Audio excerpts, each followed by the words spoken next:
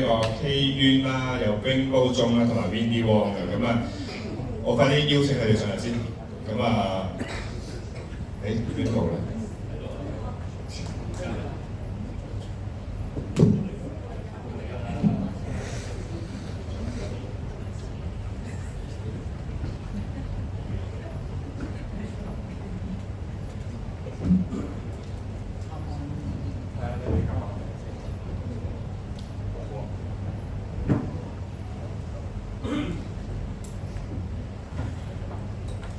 咁各位大家早晨，係啦。咁今日我哋嘅16分鐘嘅演講啦，咁先會講呢個舊樓變現、租金倍增，係啦。咁重點咧係個減破房合法認證同埋我哋全面成個過程嘅投資嗰個策略嘅。咁先介紹翻我哋成個 Power Team 嘅團隊啦，咁梗係有我哋嘅減破房專家啊。Benji 啦，係啦，咁有阿 Wingbo 啦，我哋嘅按揭融資顧問啦，咁亦都有風姐啦，住宅經紀同埋我呢個比較熟 Building Ordnance 嗰個黎書嘅註冊工程師。咁今日嘅重點咧，我哋會先講下，喂舊樓業主有咩痛點啊？咁其實呢個減破房其實係一個機會定係咩嚟嘅？即係其實有個咁嘅法例，一有拐點，我哋就有機會啦。咁然後我哋會 share 幾個真實嘅案例啦，同埋點樣去做認證啦，同埋成個過程我哋會點樣做嘅。咁交俾阿 Ben， 不如講講，喂點樣去？大家好，我係 Ben 啊 Benji 啦。咁今日個標題就係減破房。咁在座有幾多老闆有好多物業喺手㗎？有冇啊？有啊，有冇唔止2個或者3個啲舊屋喺舊房喺度？可唔可以舉手啊？OK， 都好多喎，係啊。咁其實咧，而家啲舊樓咧，最面對問題咧就租金低啦，咁同埋而家可能想搞認證同埋想搞減破房係唔知點搞嘅。咁呢個問題咧就好嚴重啊！咁你自己搞嘅好擔心，又驚搞唔到，又驚認證唔到。咁但係如果去將嗰個減破房認證咗之後咧，我哋將個租金係倍升咗嘅，係啦。咁唔使驚俾人哋去釘契啦，唔使俾人違規啦，唔使俾人哋罰錢啦。呢個重要嘅呢個係。好，下一頁。而家咧全港咧大概政府話就會有11個單位咧係11個單位，唔係棟樓，係11萬個單位咧係做咗呢個減破房嘅。咁就其實大概1開4啦，咁所以我哋估算44萬套，但係有啲可能政府都唔知㗎嘛，係啦。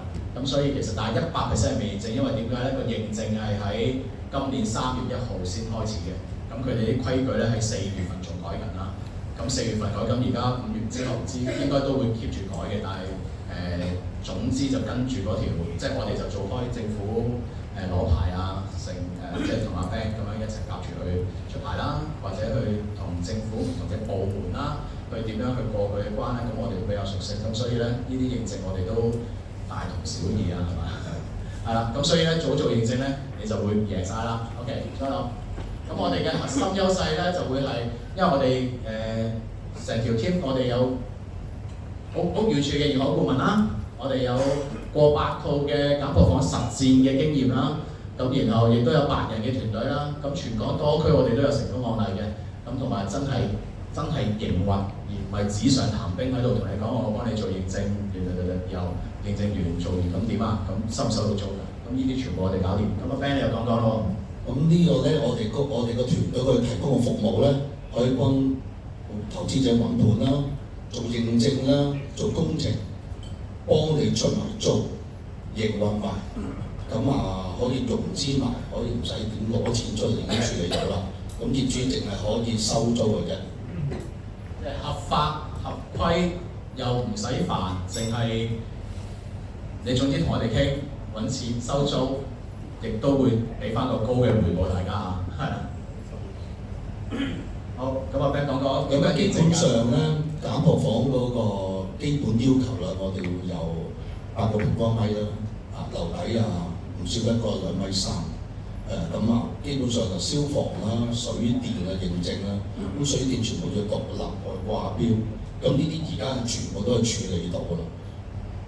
消防係啦，另外咧消防咧，我哋要安裝1小時防火門啦、煙霧探測器啦，同埋嗰個走火通道咧，最低唔少一個750個通道。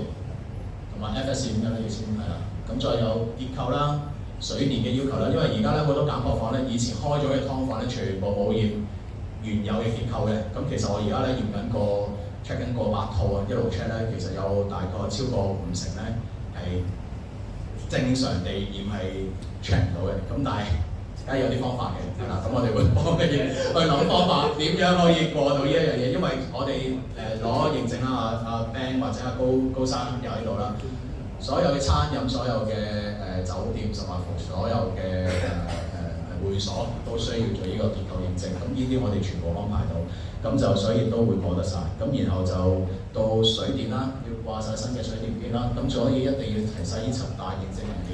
7大認證文件咧就係最重要嘅，對於減貨房嚟講，基本上就有 FS 251啦，我消防證書結構報告啦，我哋要揾阿基去計結構啊。水電文件齊，需要獨立掛標啦，做埋嗰個獨立掛標認證。咁黑廁，咁黑廁我哋需要做埋個通風證明，計埋個通風數據嘅，係啦。咁廚房啦，廚房防水啊，要有嗰個 test report 啦，要有嗰個前相嗰個物料嘅證明啊。屋宇署嘅驗收證明啦，咁我哋先至可以完全做到減貨房嘅認證。其實呢度都睇睇啦，即係因為呢個水電咧掛標咧，記住我哋係要揾電力公司同埋水務署正式去申請掛標嘅，要揾朱楊志簽嘅，就唔係好似平時以前嗰啲咧自己掛咗個標啊，我掛標，有啲人真係同我講我掛晒標啦冇問題，咁但係嗰啲唔係合法嘅標嚟嘅，我哋全部要掛翻晒合法嘅標，咁同埋唔止屋宇署嘅，其實各大部門都會嚟睇嘅。咁依家我哋蘇巴做緊，已經入咗2套紙去搞緊，其實各大部門都輪住嚟睇嗰個好似驗屍咁，但係慣咗之後應該就會好啲㗎啦。咁而家咧好多業主咧就一定要睇呢一 part 㗎，咁而家對嗰個單位咧好多係未認證嘅，咁就好擔心俾人投訴啦，亦都俾人哋會封啦。咁而家你嚟緊咧，政府已經講咗㗎，如果係未認證，往後你出租嘅時候係會重罰同埋有機會坐監。我哋幫你認證咧係 suppose plan 好晒，全程唔使停租，可能幾日就盡量幫你搞掂晒，就去繼續收租，一路做住認證。好，再諗。咁5大核心啦，咁我哋可以完全合格啦，唔使俾人哋罰錢啦，又唔使俾人釘契。咁呢個最重要啦，租金好穩健啦。咁因為可以倍增咗啦，又可以揾到個啱嘅租客啦，又唔使煩咧，成日收租 OK。咁同埋就維修嗰度咧就輕鬆咗好多，有管理嘅團隊同你處理，咁唔使擔心話而家有跳掣漏水嗰啲業主入去搞，我哋已經幫你 set 好晒所有嘅問題，係啦，24小時on call嘅。仲有嗰個物業咧，因為點解係升值咗啊？物業咧升值咗，將來咧仲容易買，因為點解以前咧叫劏房又未合法，咁但係而家我哋做嘅減貨房咧係合情合理合法嘅。政府有登記編號嘅。好，咁開始講案例咯，不如請阿峰姐講呢個旺角西洋菜街，我介紹咗位客咧俾阿峰姐呢個單位嘅。咁當時個玩法係點啊？嗰時咧，其實咧就係因為當時咧有嗰個業主咧，我之前咧係上年年頭咧因為400萬樓下嗰啲咧係100蚊嘅嗰個稅嘅，所以好多客人係揾緊啦。咁咧就咁啱咧，呢個我幫呢個業主賣開嘢嘅，咁咧就而家啱你哋話，我聽到你哋話要，嗰當初7月份我如果所記得嘅話咧，嗰個業主咧就係我哋幫佢報咗個價，喺嗰個估價350萬啫，估價400幾嘅。估價係300幾400萬度，佢要420萬，但我哋冇睬佢，因為太貴啊嘛，同埋有 order 賣唔到，我就搞唔到。後尾聽到你哋有個講座之後咧，後尾咦好喎，我咪試下問嗰個業主，後尾嗱講真呢單嘢咧係靠你哋阿 Phil 夠膽俾票我，因為佢相差好耐好遠，佢夠膽俾一張票200幾萬嘅票俾我，咁咧佢話俾峰姐你試下幫我傾248萬，但係咧我由228萬開始傾起，咁佢最後238萬成交，係啦，因為你夠膽俾，我夠膽傾，坐100萬落去咯但係要我叫佢俾時間我啊，因為要成佢俾一票我2-3個禮拜，我先要搞掂個業主，係啦，唔係咁輕易嘅。但係因為佢哋怕，即好似你話齋，佢哋怕咗嗰個 order 啊，同埋有啲麻煩嘢，同埋要重新再裝修嗰啲，因為啲舊樓嚟嘅嗰度，係就係呢個原因咯，係啦。咁所以而家咧當時個銀行股價都去到400萬嘅，差唔多啦，300幾400萬，佢要上420嘅。基本上一買入就賺咗一球幾嘢嘅咯。係啊。咁然後你夠膽啫，你哋。係。咁唔係，我哋落票都係夠膽俾票我唔啱佢咯。俾票你傾啫，係啦，係啦。唔使呼批嘅，係啦。但係呼批有另一種玩法啦，之後轉頭會可以講嘅，係啦。咁後邊再拿一個 stay 啦。咁我哋咧就之後咧，阿峰姐咧就介紹咗個客俾阿 Ben 豬，然後咧我哋就阿 Ben 豬咧就將呢個承租就去搞埋個監督房認證，咁個過程又點啊？咁過程就收咗個盤翻嚟啦，最簡單啦，租，咁越爛我哋都唔係問題，因為將佢改建咗，裝修，幫佢搞埋認證，獨立電、獨立水，全部已經處理好晒啦。咁而家最開心係尋日已經係又簽好咗 rent to rent 收租啦。咁其實而家減學房一出嚟咧，嗰個市場咧係好何時，又唔擔心收唔到，亦都其中一個可唔可以俾翻個相片？係。嗱講真啦，不過嗰個單位俾你承包咗咧，都係因為你有本事。嚇！因為我介紹咗，因為嗰個業主其實有兩個客人揀嘅，一個係做嗰啲 Airbnb 嗰啲啦，因為冇幫佢認證啊。你嘅 presentation 咧，令到我嗰個業主咧，佢有信心咧，俾你幫佢執埋去政府嗰啲咯，係啦。咁呢個不過呢個案例咧，就係本身原有業主已經係做緊劏房，亦都係收緊租。咁但係問題就剛剛遇着又漏水啦，又有啲嘢石屎剝落啦。你話使咗十幾萬啊？已經上年咧，因為唔知你打風好勁啊，好多漏水啊，每間房都要執，間房都萬幾，有兩間2萬添，即係加埋好似6萬幾啊已經買咗，所以好驚咯，話咁啊算，同埋又要再政府呢個例咧，佢哋又唔識做，係啦，所以咪因為之前使咗錢，跟住佢又政府立咗個條例減破房要認證，咁佢好擔心又唔知使幾多錢，咁最後大家溝通完之後咧，我不如你將呢個物業等我去包大租。咁當佢簽咗約之後咧，佢唔需要擔心啊！往後我同佢搞掂晒，我將個場交翻俾佢嘅時候咧，已經合法認證咗。咁中間佢都係 keep 住收租嘅。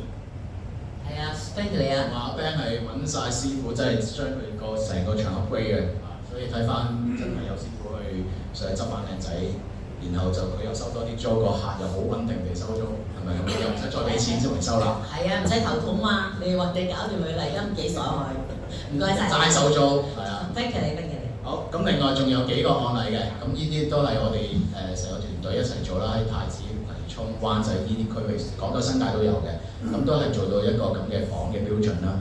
咁個投資回報係超過，即係個租金係會升超過1倍嘅，咁可以再下一張 slide 啊。咁呢4個例子啦，我哋本身個租值咧可能係萬零蚊㗎，幾千蚊都有嘅，係啦。咁但係當做完晒呢個夾鋪房之後咧，其實基本上所有租金都係升咗倍幾，即係就2倍咁嘅，即係由12000就上到28000啦，由8000就上到挨近2萬啦，基本上都係一個咁嘅操作，係啦。咁所以咧幾個案例加埋可以總結係點啊？租金提升咗2倍翻，咁製造一個被動現金收入啦，個月收租啊。咁物業咧，因為你改建咗之後合情合法之後咧，個 value 亦都係提升咗。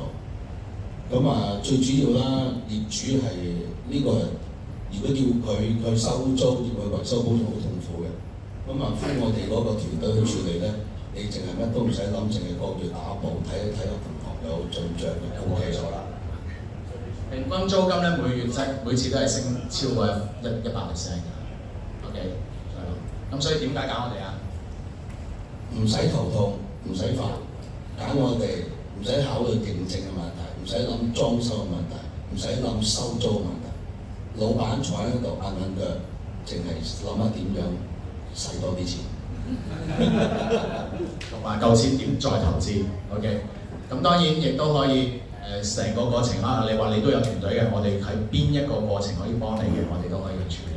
係啦，咁到錢啊點樣融資，點樣去零成本去投資到咧？咁我哋交俾阿 Ripple 又講講咯喎。係啦，嗱，啱啱咧嗰個西洋菜街嘅單位，大家會知道啦。因為成交係238萬啦，呢個靠風姐真係好犀利啊！咁啊，要揾個勁嘅地產咧，就要揾風姐啦，啱唔啱？咁啊，其實咧，每一間銀行咧，佢會有佢哋嘅估價方法啦。咁我哋所以咧，即係我哋正常咧都會睇翻銀行估價嘅。咁啊，可能中原啦，我哋咧當時咧其實係估佢600萬嘅。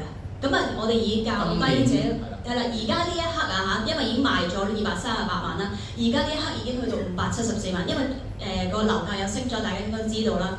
咁所以我以翻400萬去計啦，其實7、4、28最多可以借7成嘅時候咧，已經可以攞翻280萬出嚟咯喎。咁係咪接近零首期啊？咁所以呢一個其實係一個即係呢個係一個好好嘅方法咯，接近零成本嘅去都可以做到呢個減破房嘅投資啊！呢一個都係一個好好嘅方法咯。但係咧係需要咧天時地利人和啦，一嚟要揾風姐可以幫到手嘈價啦，二嚟要睇下個股價咧一次過去係一個高位咯，我哋都可以即係成個團隊可以協助你哋去咁樣去做嘅。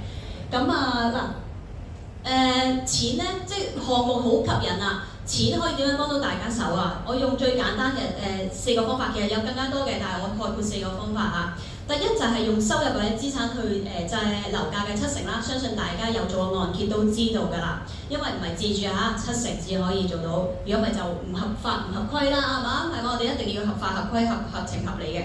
咁啊，如果假設以60年樓齡嘅唐樓啦，呢個都係好一般好 common。我當250萬嘅話，借7成即係175萬啦，係咪？嗱，揾地球人會計師嘅計數就啱㗎啦。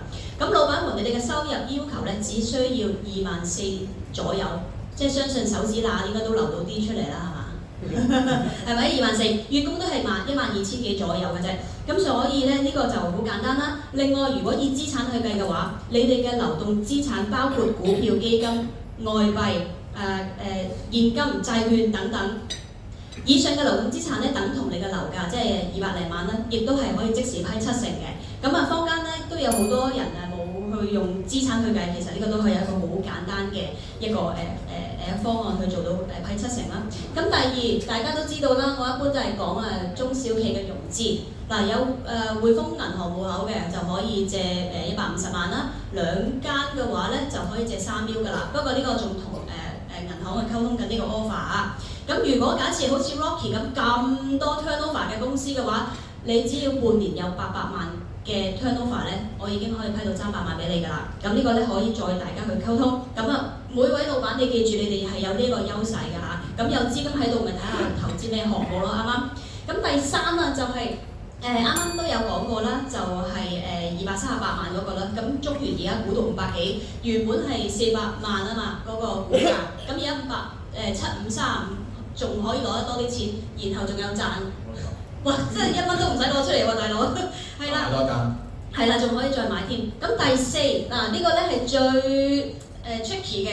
嗱，大家啱啱記得啦，用資產可以借有樓價嘅資產證明呢個方法可以借，即刻可以批到按揭啊嘛。咁大家要知道要有238萬，假設啱啱個 case 啦就得啦嘛。咁但係喂，可能我真係有啲現金流，你知啦，有啲可能擺咗喺股票，或者係擺咗其他地方，可能呢個爭50萬，嗰個爭30萬，嗰個爭80萬，假設咁樣。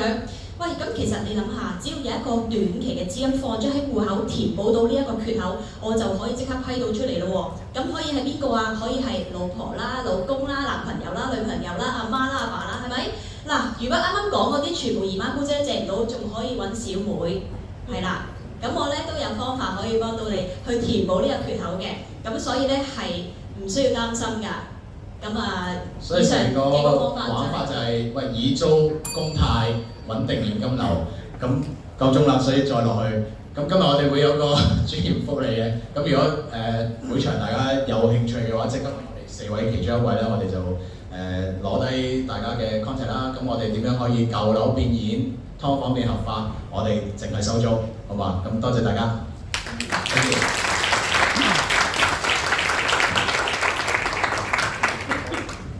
咁多謝各位。